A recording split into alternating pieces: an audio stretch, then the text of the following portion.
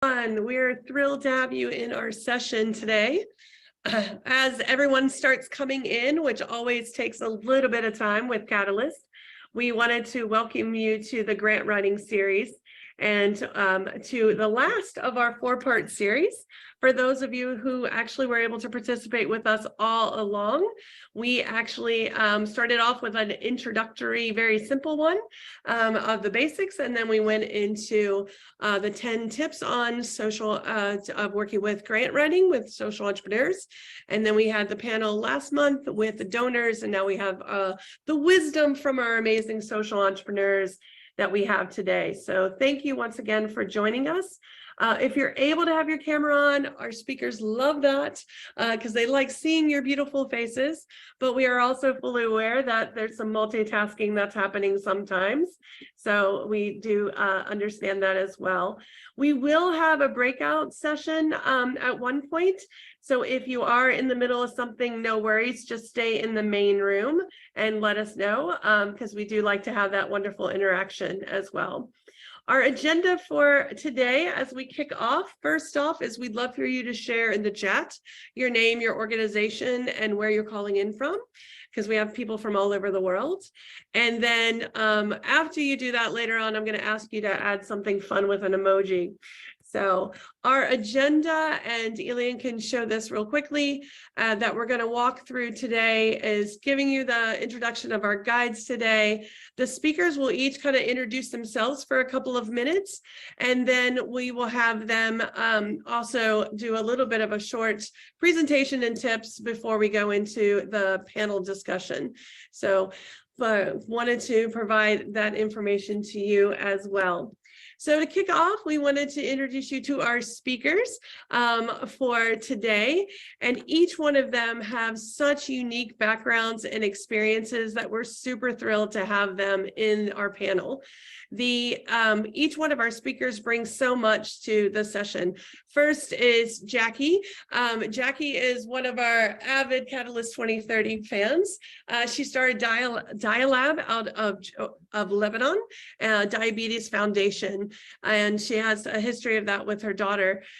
She founded the organization. She's a great speaker if you've ever been around. That's why we asked her to moderate, but she's also a social entrepreneur with great experience as well. Capacity building, etc.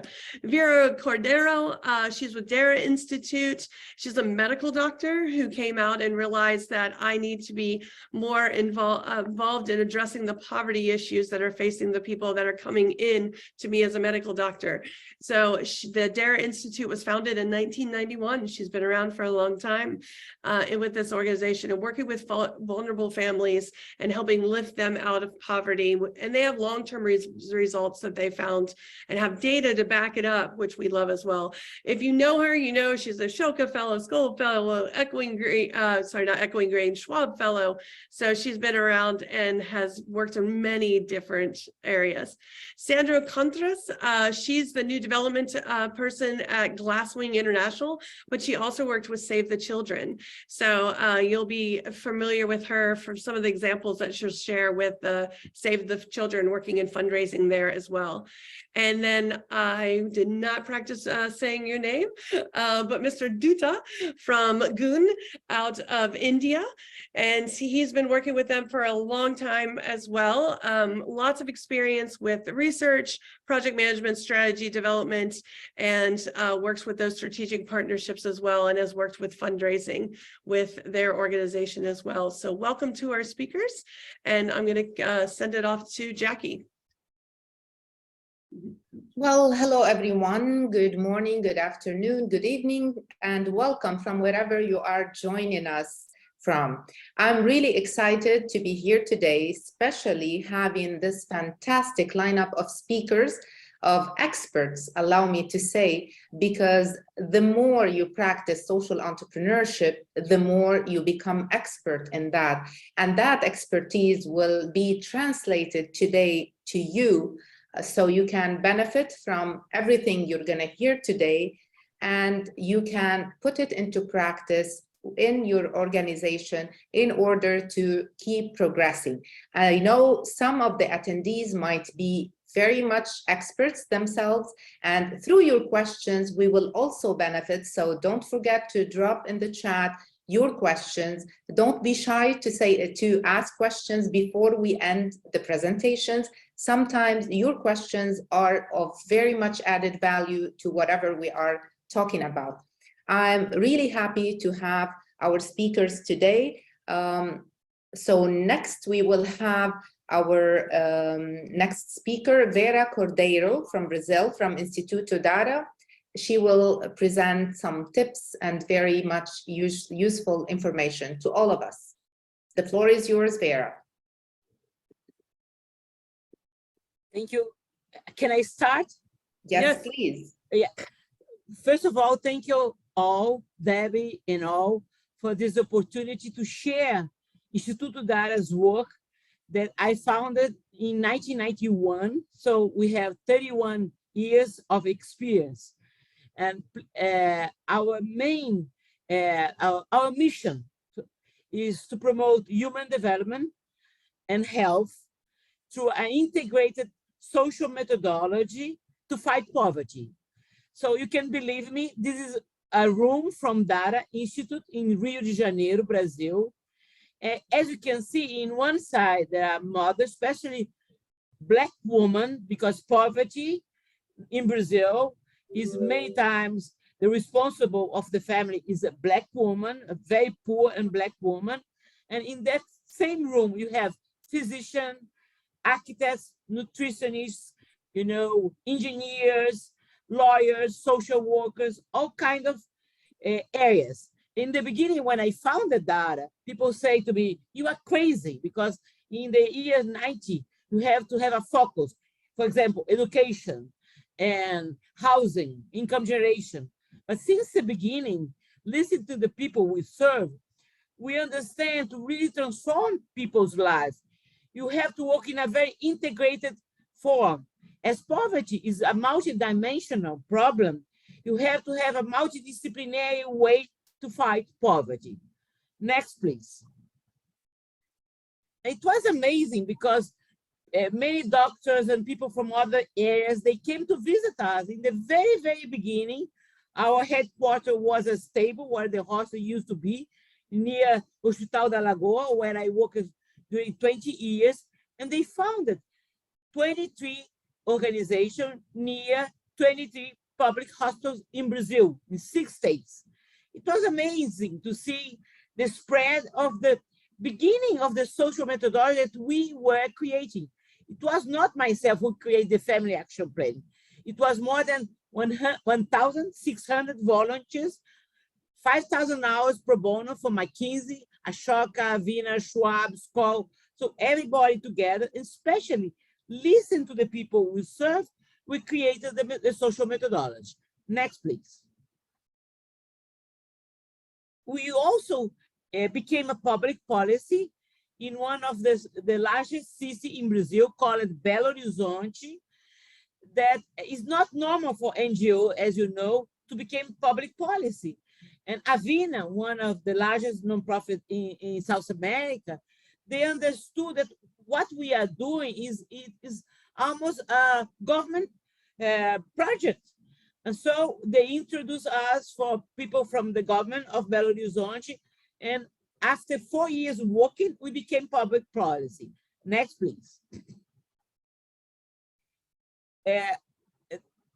We have a connection with Georgetown University, and we pay them. They came down to Brazil, and during 3 years, they went very deep in the results of our work, especially in the long-term result of our work.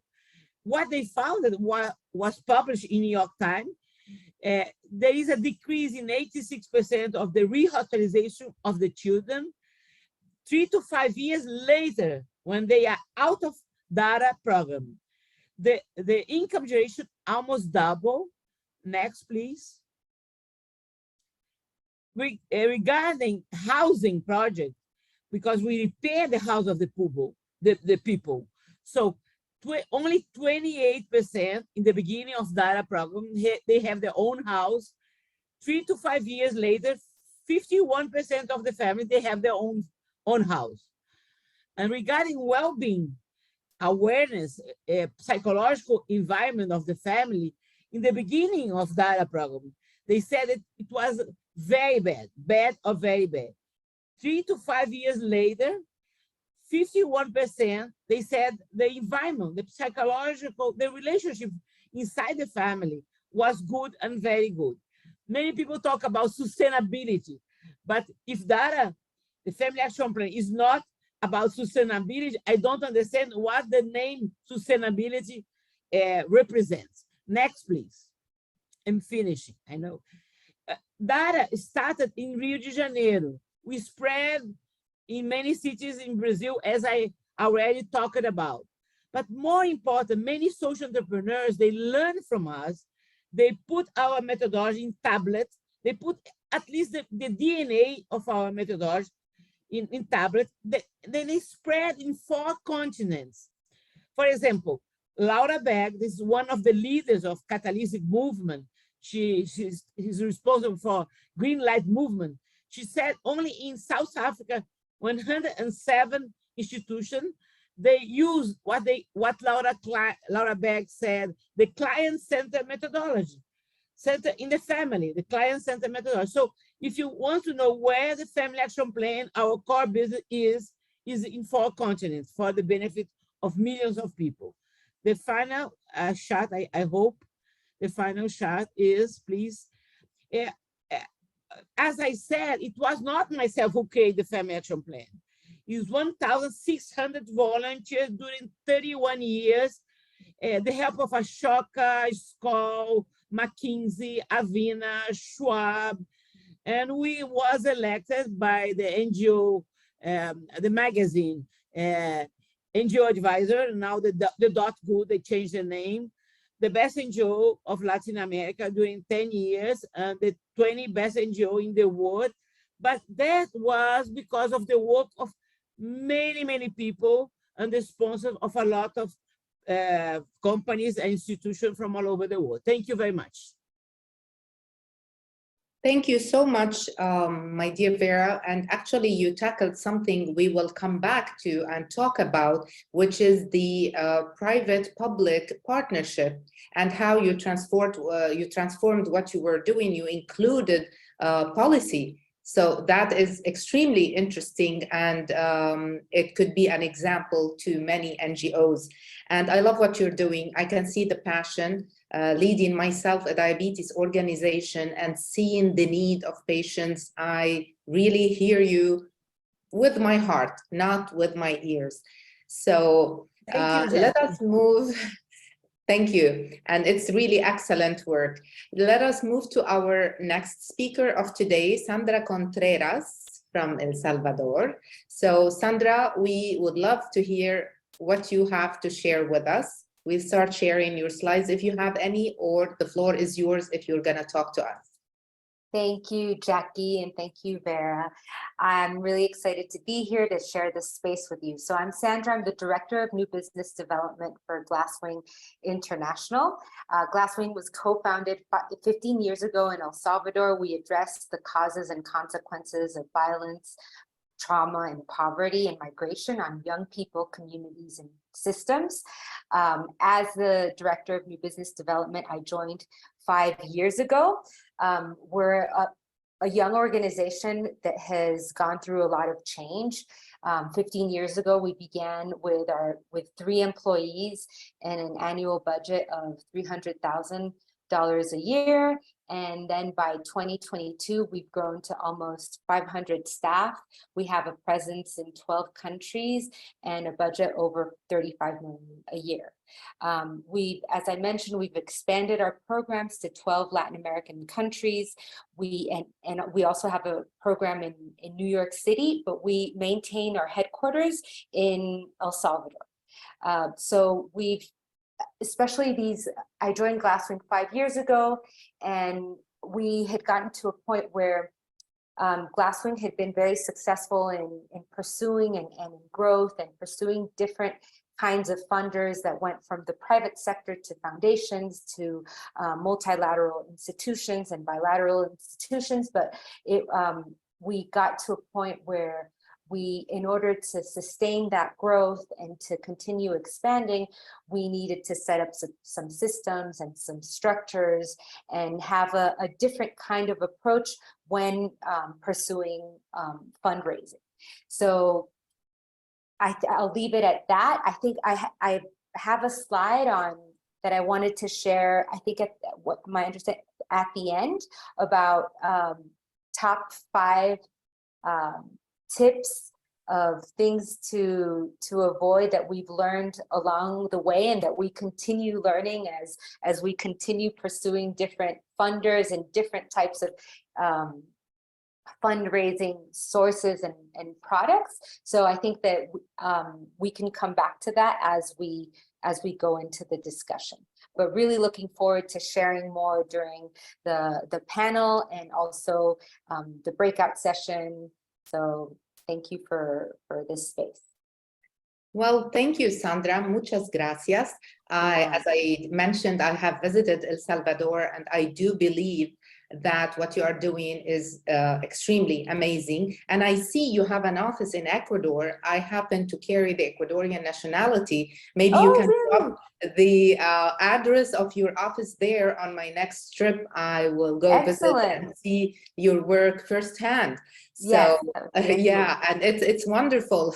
The growth you've had is definitely a model for us to follow, and you will have definitely to give us the successful the tips for success that you have followed. I believe you have a lot to share with us and a lot that we could learn from your experience in the field. Thank you again. And now we will move to Abhinav Dutta from India, and we will hear what you have to tell us today. Thank you. The floor is yours. Thank you. Thank you. So it's Abhinav Datta actually. And so I am part of the Goonj team. Goonj has been founded in '99 and it was founded based on creating equanimity between the cities and villages. We have around 16 lakh villages in India, and we channelize need-based material from resource surplus areas to resource deprived areas. That's the work.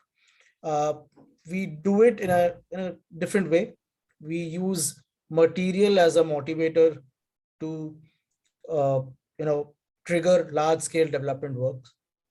Communities on ground, they self-identify their local issues around water, sanitation, agriculture, local infrastructure. They work on those issues, and as a reward, they get the need-based material. So there is barter of two currencies. One is urban surplus material, and at the other end, there is community efforts. That's the model on which we work. In around 29 states and 7 union territories, we have working right now in around 27 states and UTs. And I mean, the entire area of work is largely towards disaster relief and rehab, towards environment, towards holistic rural development. That is our model. I think we'll touch larger aspects of the proposal writing later on. Thank you, and thank you for teaching me how you pronounce your name. This by itself is a whole different culture. We always struggle with names of people from other countries. I've had that many times, people pronouncing both my last names, Kassouf, Malouf, Kassouf, Mailov, different types of names. Apologies, but we learn from each other. This by itself demands a learning series, right? So we've heard from our 3 fantastic speakers. Each one of you really is a school in in the aspect of social entrepreneurship. Different SDGs tackle, different ways to do them, different experience throughout your NGOs. All of them indeed very enriching to us. And as I mentioned, we learn a lot from them. So I need now some help knowing what's next on the program. Are they the questions? Time for your panel discussion. So start shouting out those questions. Okay. Everyone's photos up there, including yours, Jackie. How much time do we have for the Q&A? We have about 20 minutes for that. And if you can Super. just unmute yourselves if you want to answer the question. So then that way Jackie knows who to call on first. Yes. Okay. So I would like to start by asking the same question to each and every one of you, going as I see you on my screen, from Sandra to Vera and then to Abhinav. So from your experience in managing grants, if you were to give an advice on how to start when you think I need a grant to carry on my mission, the mission of my organization, to achieve my objectives, I need a grant. How do you start? Just tell me briefly, what are the steps? So before managing, sorry, I said managing, I meant writing the proposal for a grant. So let's say I want to have a grant. I would like a grant to manage in order to achieve my objectives. Step 1, 2, 3, very briefly. Sandra, you need to unmute, please. Am I unmuted already? Yes, right? Yes. Can you hear me? Okay, so we're constantly scanning the different search engines, and we've set up the filters so that we're getting the alerts in the different programming areas. So that's one that we do as a new business development team. And then we're also constantly coordinating with our country offices, because of a lot of the opportunities are also being developed in country, and we're having to also scan like I guess before it was only the search engines, but now you're also having to look on, a lot of the funders are posting on Twitter, on Instagram, on LinkedIn. So it's like full on scan, and it's everyone's responsibility, not only the new business development departments, but it's country offices, the project managers, so that it's like this like everyone's on it. And then once we identify the opportunity that we want to pursue, we establish what we call a PRECISE, which basically summarizes the guidelines of the project, and we come together as a team from people in the country offices, the technical program area, and it's like a multidisciplinary group where we decide if it's a go or a no-go of the opportunity. Because sometimes opportunities might look great, but for us, one of the key elements, like if they don't cover our administrative cost, or depending, like a lot of times they ask for leverage. So we need to see if financially and programmatically it makes sense for us. And so once we decide that it's a go, then we have a kickoff meeting to kick off the proposal development process, where we lay out roles and responsibilities for each of the team members that are going to be part of the grant making process. So I would say like those key steps. Thank you, Sandra. Let's not get into all the steps. I would like to know like the 1, 2, 3s. If you don't mind, Vera, by answering the question shortly. When you think you need a grant, what are the 1, 2, 3 you will do? You need to unmute. Jackie, first of all, I would like to mention, I always say that if Lara was born in Europe or United States, in developing countries, we didn't have to do fundraising anymore. After 31 years, we had a huge trust fund, for example. But in Brazil, the culture of philanthropy is very poor, as in many countries in South America.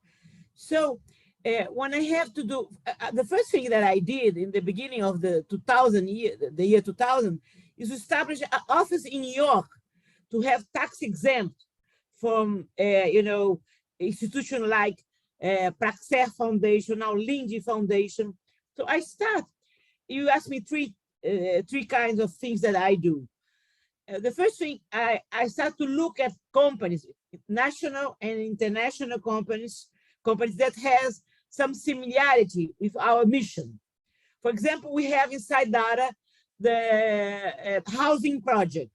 So we start to look in Brazil, what are the main constructed companies to make a partnership. We did that, and we were very successful in order to repair the housing. The second thing I already mentioned, we established an office in New York that there is tax exempt. Brazil doesn't have tax exempt. So the 501c3 that they have in the United States is very helpful for the main, for example, Johnson Johnson is a international company that's linked to health. So we establish, you know, a relationship, and because we have the 501c3, we have the money for that. And another thing is you know, to prove the results of our work. If you prove, I gave many lectures, 54 lectures in 16 countries. If you prove the result of your work, really prove, then the money follow you. That actually, you mentioned a very important point, which is to register your NGO in the US in order to benefit from the tax exemption. Now, we do know that unfortunately, this is not easy for every organization to do.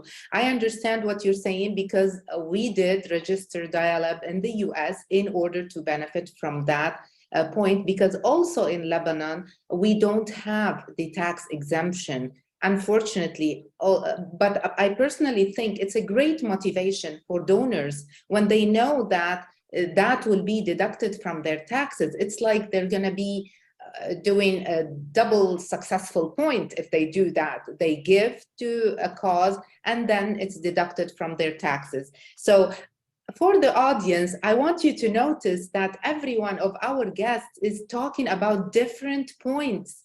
And this by itself is richness. So let's hear now the answer to the same question from you, Abhinav.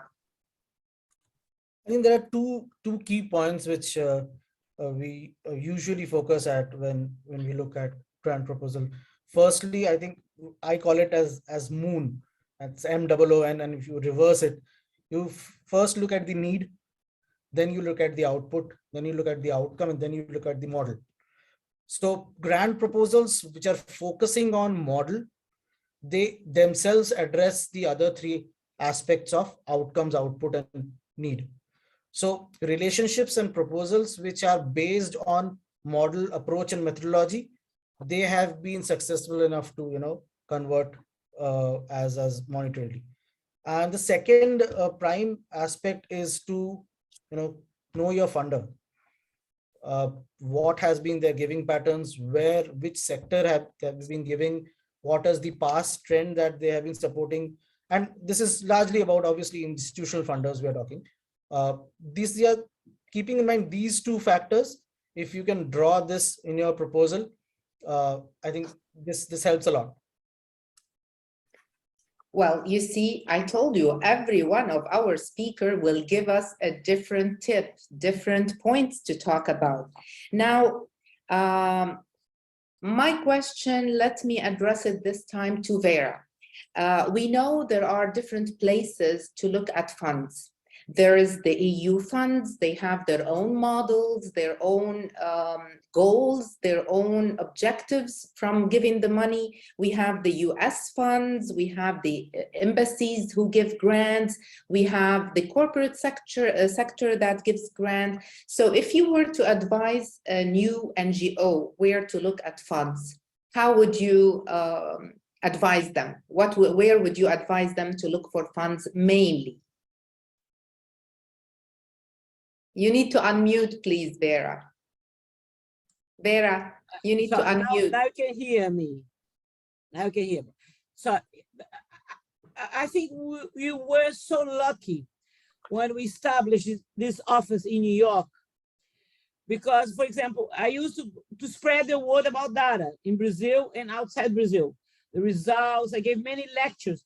And I never know when the sponsor will come. So, for example, I was in São Paulo, a huge city in Brazil, in the federal industry of São Paulo. I think I was totally mad to go to the big boss of companies in Brazil because they were interested in oil, petrol, I don't know, gas, you know, big construction, not in NGOs. And I want to go out of the forum, you know, because I was a small NGO at that time. But I stayed there, and the president of the Praxair Foundation, now. So he was there, and he said, I want to help you. And when we founded the 501c3, the tax exempt in New York, was a turning point, because they are still sponsor us for 18 years because we have the 501c3 in New York. So that makes a huge difference because in Brazil, just you to have, Jackie, an idea, many NGOs in Brazil, they are closing their doors. They have in average 2 employees. That is a miracle in Brazil, because if you were in Europe or United States, you have a lot of options. But in South America, it's not only in Brazil, in all South America, it's very difficult to survive. So if I have one advice to give, go to the United States. It's a long process to have the 501c3 tax exempt, but go there because you will be successful. Well, thank you so much. I hope that people will try and follow this advice within their possibilities. And I will address this question now to Sandra, who has a unique experience with 2 big NGOs. And I would like to ask you, between the Save the Children and the new foundation you are working with now, the Glasswing International, what's the difference in accessing funds as per your experience? So how much of it depends on the organization itself and not on the donors? From your experience as director of fundraising with Save the Children and now with Glasswing International. So I think the international NGOs have more resources in terms of teams to pursue fundraising and to pursue the different sources of fundraising. Like they'll have a team that is just focused on pursuing corporate funding, or they'll have a team that's set up for foundations, and then they'll have a different team for institutional funding from bilateral or multilateral organizations. So in a younger organization and more local organization, we don't have all those resources necessarily available. So we have leaner teams that have to wear many hats at the same time. So we're pursuing everything from the private high net worth individuals to the institutional funding, and everything we have to streamline it. So we have to be very efficient with the leaner structures and resources that we have versus the bigger international NGOs that have just bigger teams. Absolutely, absolutely true. And now, a very delicate question. We all hear the global north, the global south, and how one of them is not getting the same attention as the other. So, but we do know at the same time that the majority of large donors are situated in the global north. So Abhinav, I'm gonna ask you, as an organization working in the global south, from your experience, how has it been with the availability of global south-based donors? Was it difficult? How was it for you? So I think the giving ecosystem, this varies for different contexts, different geographies. I mean, there's a +1 on what Sandra was saying, because even for the new organizations, like when Goonj started, we always switched on to the first resort was to individual money. And also parallelly, if you can push your word to foundations or family foundations or philanthropies which are working there.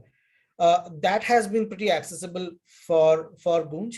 In the initial years, it was completely on individual money for somewhere around 15 years.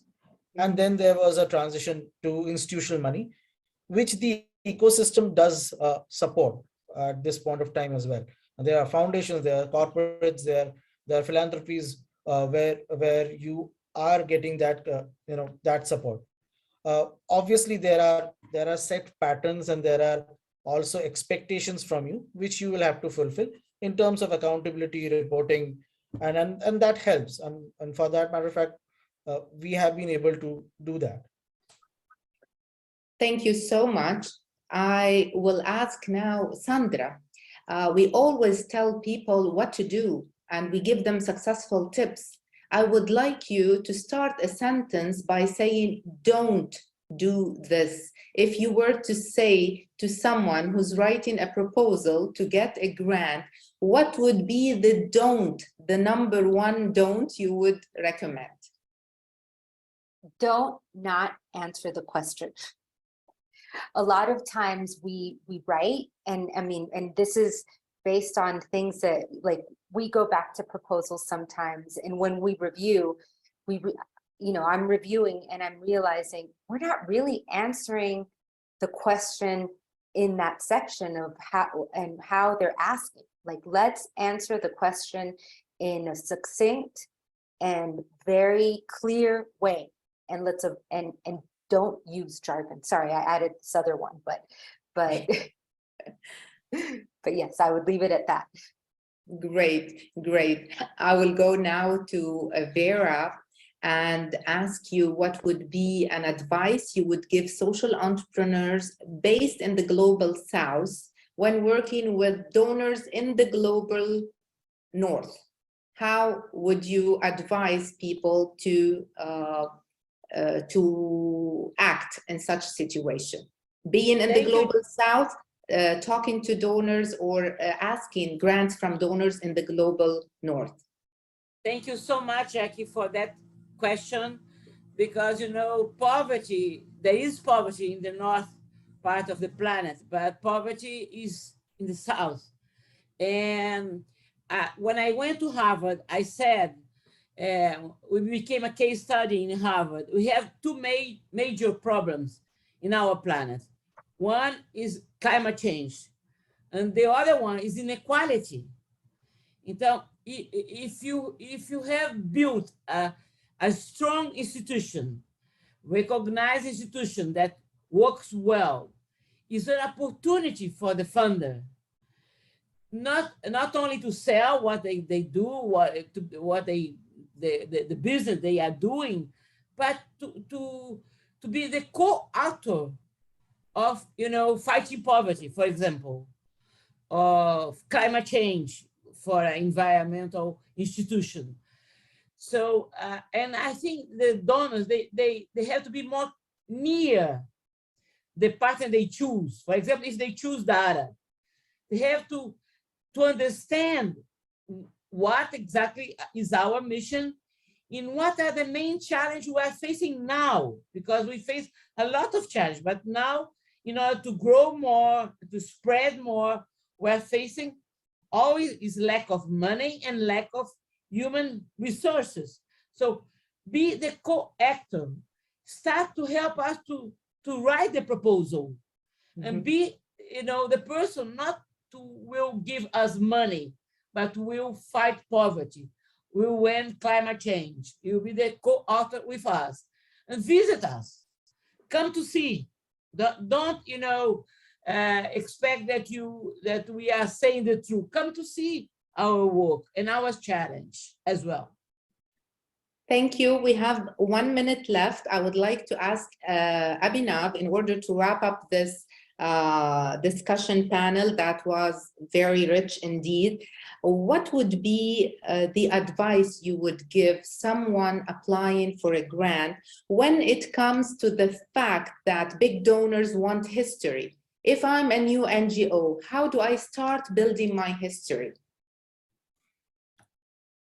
I guess you always need a start. I mean, and that's a difficult question for people who are just starting an enterprise. But I think the ecosystem also helps a lot of budding organizations without a past. I mean, if those people are not given chances, they will never build a past. So again, funding for new organizations who doesn't look for a past is always individual money. Individuals don't go and look for a past. They connect to a cause and they give you. I mean, that's the word of advice for very budding organizations who can crowdfund for their cause. Thank you, Abhinav. Knowing that I have experience in that particular question because I suffered from it in the beginning, it's always difficult to start. You need to build history. Start not looking for big grants. Start with very small grants. Progress step by step. Don't look at the shooting star all at once. You will get there. Just go step by step, make yourself credible, make your organization name known, let people hear about you. Once you establish that, be patient, grants will come to you somehow. If you keep looking, you keep persisting, you create this credibility, you make your name known and you let them know you are there. Don't ask for the big numbers, go slowly. So this what I would like to add from my own experience. Thank you for this amazing part of the session. Debbie, where do we go now? So we're going to go into a breakout activity, and we wanted to make sure that you guys were able to chat with each other and get to know each other. So the question for this is share your biggest obstacle when it's come to grant writing so far, or how would you go about overcoming other obstacles in the future? You'll be in a breakout room. We've broken apart some of the speakers as well. So we don't have a lot of time for you to introduce yourselves. So make sure that's super quick and then go into the discussions and popcorn to each other about the biggest obstacle when it comes to grant writing so far and share with one another. So we're opening up the rooms. You can go into the rooms now. And then if you have any problems, just come back to the main room. If you are multitasking, feel free to stay in the main room as well. Or don't expect to get it from the first time, please. We don't want you to get disappointed. You might write 10 proposals, 20 proposals. Some of them you'll never hear from the donor. Some others, they will be rejected. This is called experience. It's not, it should not cause frustration. That's how you will get there. You will learn as you fail. It's not actually failure, it's a lesson. You will learn from that and you will avoid that mistake in the next grant you are writing. So it doesn't happen overnight. Try to avoid those disappointments. Always stay positive, focus on where you want to get and keep going. Don't stop, just keep going. So what do we do now, Debbie? You're guiding us today. Yes, I'm guiding you in the breakout. So yes, Sandra and Vera and Abhinav, I always pronounce names. Thank you. Can you share from your room some of the insights that you wanted to share with everyone?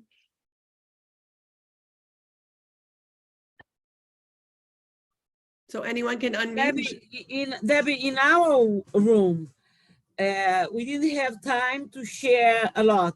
A person who works for Fundación Paraguay talked about his multidimensional way to see poverty. He shared experience with us, and that was all. Great. Sandra, any advice from your room? So Sarika shared how one of the challenges that they've had is securing funding for their advocacy work, because most of the funding is to support implementation.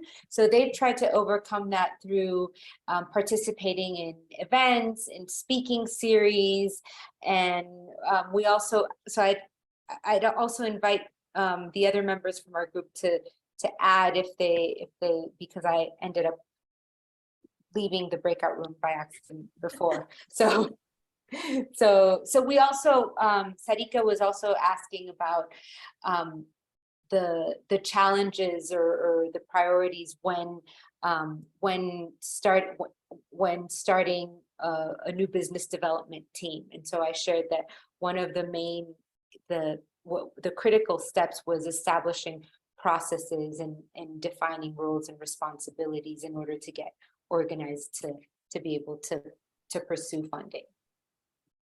Great. Abhinav, your turn from your room. I think we spend most of the time on introductions, and whatever small time we spend on discussing.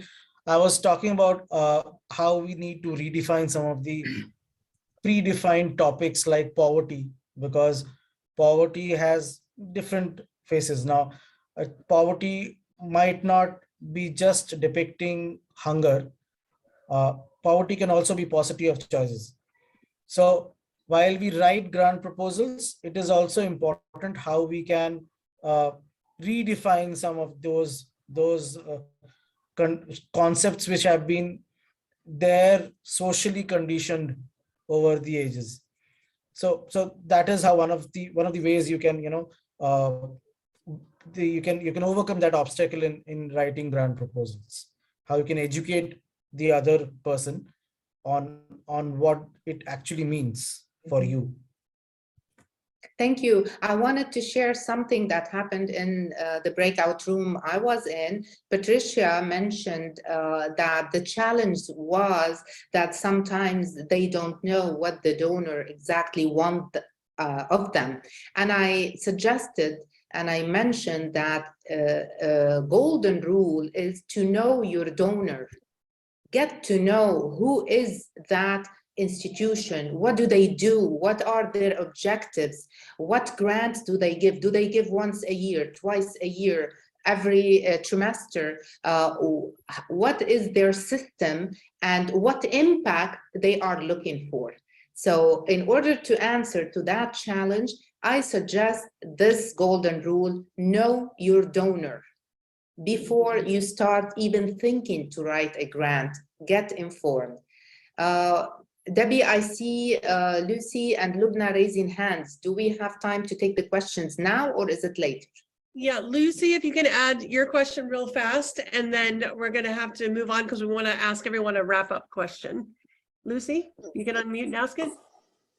Thank you. Actually, mine was not a question, just that our room didn't have the panelists, and we had some questions that some challenges that came up, and I felt like so we had a challenge on numbers. Like when your impact is not very big numbers, we're finding that most funders want to go for big impact, like 10,000, 100,000 people. Yet maybe your programs are very deep and take time, and the numbers might not be a lot.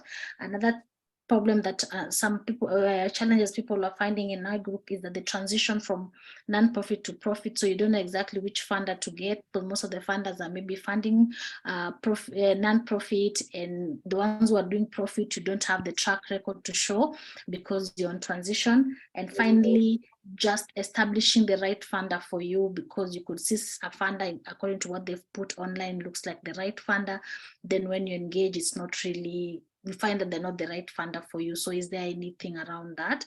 And we had someone in our team who had not started and wanted to know what are our solutions to these challenges that we have. So thank you for the opportunity. Thank you, Lucy. I have one quick comment. For the sake of time, I want to answer about the numbers. Impact does not mean big numbers. When you talk impact is the effect that you are creating and how sustainable that is. You can train 10 volunteers who will train later on another 10 volunteers.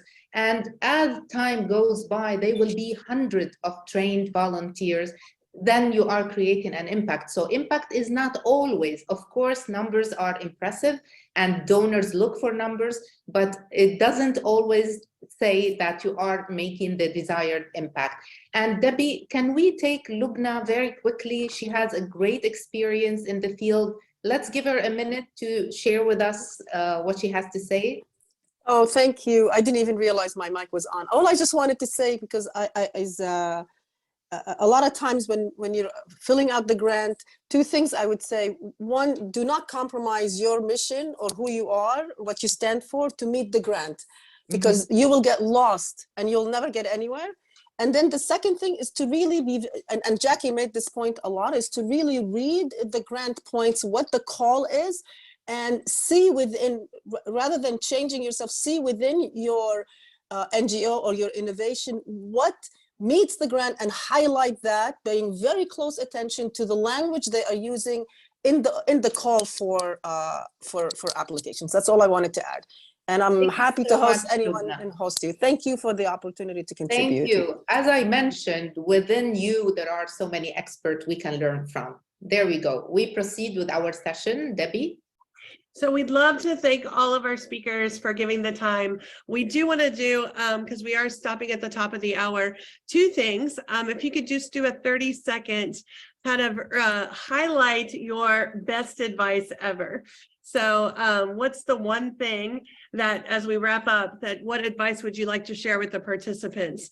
And Sandra, I'm going to let you go first because you got a McKinsey Scott grant and didn't even know about it. Thank you, Debbie. I would say in throughout every process whether you're implementing or you're fundraising, putting yourself in the shoes of those that you're trying to support, having empathy, engaging with them, learning from them will make your job, our jobs, so much easier. So keeping that in mind, that will putting yourselves in the shoes of those we're trying to support will help you engage with your donor when you're speaking about your programs.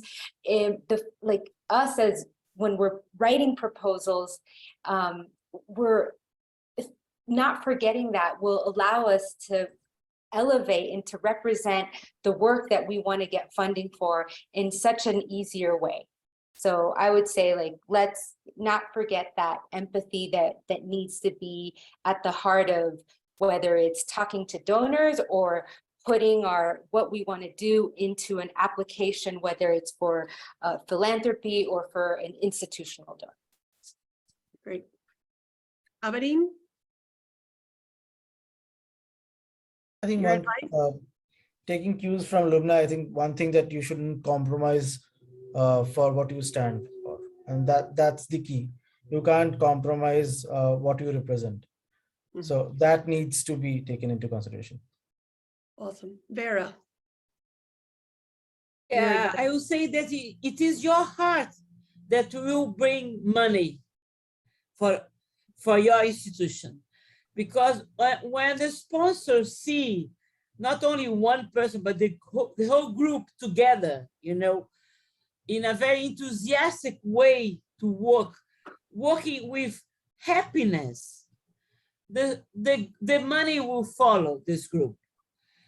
It's very special, as I said in my short presentation, to prove the results. But my main advice is, if I have to give one, we started in a stable where the horse used to be. Our headquarters was very small, but when you celebrate, especially to you, that I don't know your name, but you are starting. When you celebrate small step, every small step that you achieve, you celebrate. Your path during your organization, grow, will be for sure. There's no doubt. So follow your heart. Wonderful. So we're all going to do an emoji, heart or otherwise. Thank you so much for all of our speakers. We appreciate all of you and the panelists. And Jackie, of course, a wonderful job moderating. Thank you. For those of you that had the time to submit a sample grant application, we're going to go into one-on-one feedback. So those of you that did not participate, you can, we have a short little poll for you to fill out about this session. So give us some quick feedback on that. And I'll leave that up as I let you know about another event coming up next week. We have our fundraising masterclass with our partner, Black Fox Philanthropy, and that event information will be put in the chat for you to register for that session if you would like to join us. So fundraising masterclass, prospecting, identifying, prioritizing, and strategizing on funders. Again, thank you for doing the poll. We'd like to show everyone, our impact by our poll evaluation numbers to show that we like to continue to do these series for our members. Again, thank you. We appreciate you all coming. Feel free as you're making your way out to unmute and say goodbye to our speakers. And those of you that were doing grants, please stay online and we're going to go into breakout rooms in a moment. So thank you so much, speakers. Thank you for filling out the poll all. Thank Sorry, you, it's a wonderful Thank you. speakers so much. Thank you so much. It was so lovely to be part of this. Thank you, Debbie, and all. Thank you, Jack, Take for care. this great opportunity. Lovely Goodbye. meeting you all. Yeah, Bye. wonderful, Thanks for the wonderful. opportunity. Thank you. Thank you all. Thank you so Thank much. you, everyone. God bless you. Bye. Thank you.